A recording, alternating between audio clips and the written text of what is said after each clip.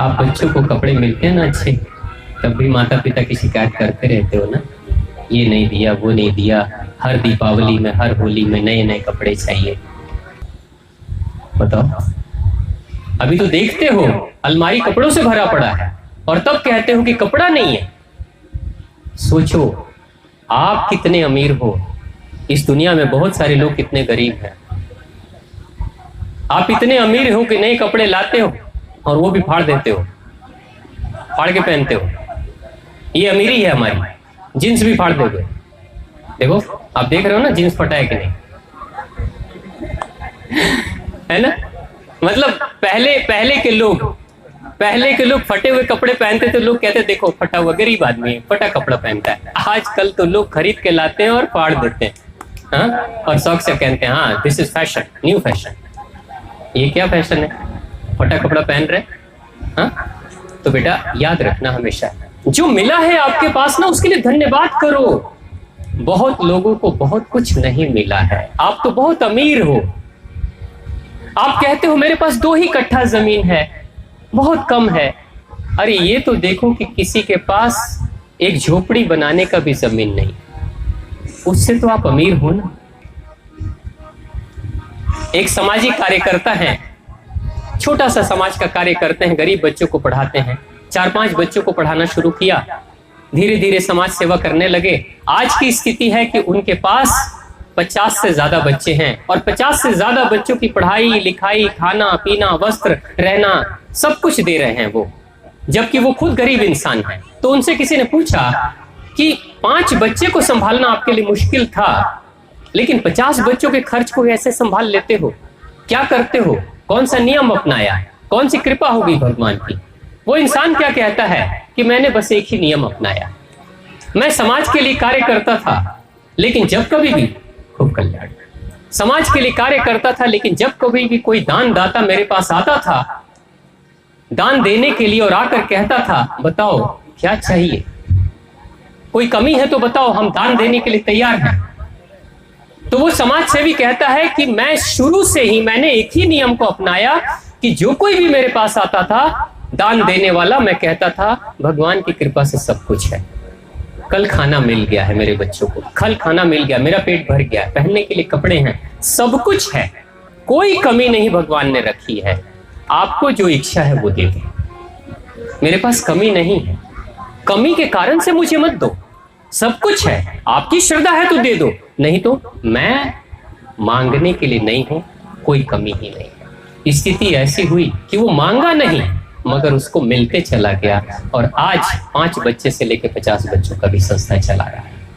और ऐसी सोच रखने वाले लोग 1000 बच्चों की भी संस्था बहुत आसानी से चला लेंगे, क्योंकि इंसान का शरीर, इंसान का बैंक बैलेंस गरीब हो सकता है, लेकिन इंसान को मन से गरीब कभी नहीं होना चाहिए। बहुत ऐसे लोग हैं जो करोड़ों की प्रॉपर्टी पे बैठकर भी मन की गरीबी पाल करके रखते हैं और रात में नींद नहीं आती उनको चैन से।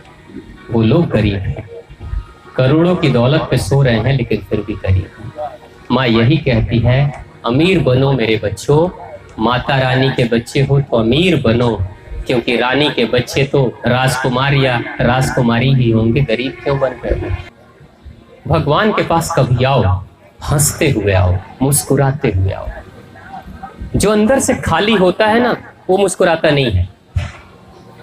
एक बात सोचो जरा, भिखारी आपके घर पे आया, हाथ में कटोरा लेकर आया है और मुस्कुरा रहा है दान दे दो, थोड़ा भीख दे दो, कोई देगा?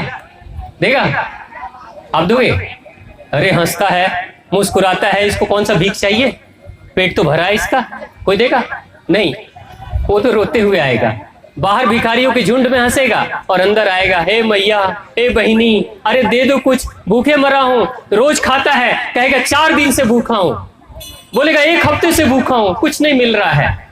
रोते हुए आएगा, जितना मुंह लटका हुआ रहेगा, जितने आंसू बहते रहेंगे, जितने हाथ पे पट्टियां बांध कर आएगा, उतना ही ज्यादा दान मिलेगा उसको।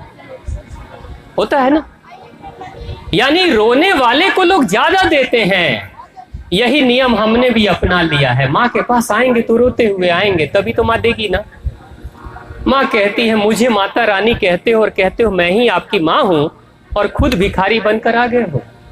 अगर माता रानी मुझे कहो तो खुद राजकुमार बनकर तो आओ, आकर कहो माँ सब दिया, सांसें दी आपने, जीवन दिया, शरीर दिया, घर दिया, माता पिता दिया, सुख दिया, दुख दिया, सब दिया, लेकिन सब कुछ के बावजूद भी इतने अच्छे पैर तो हैं और शरीर में इतनी शक्ति तो है कि अपने पैरों से चलकर खुद आ रहा हूं। कम है क्या ये?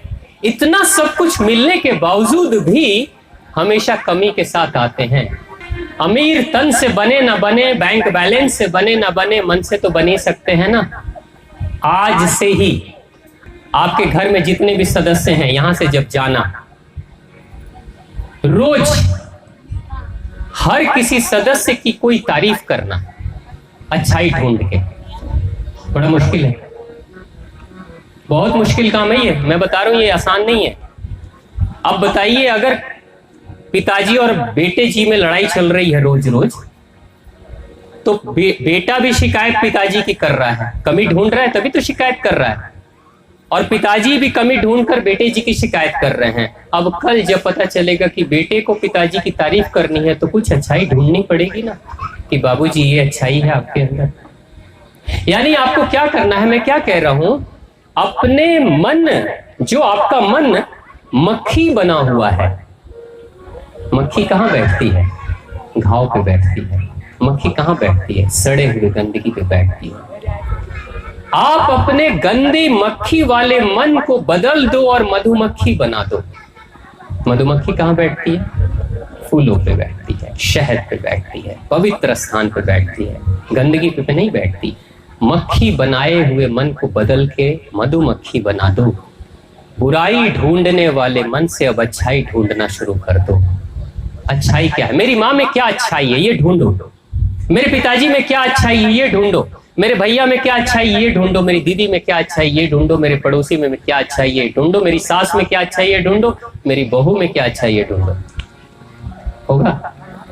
करो। 40 दिन तारीफ करनी है। 40 दिन अमीर बनना है, भगवान को धन्यवाद करना है। 40 दिन तारीफ करनी है, शिकायत नहीं करनी किसी की भी। करके देखो ना, आपके घर का माहौल बदल जाएगा।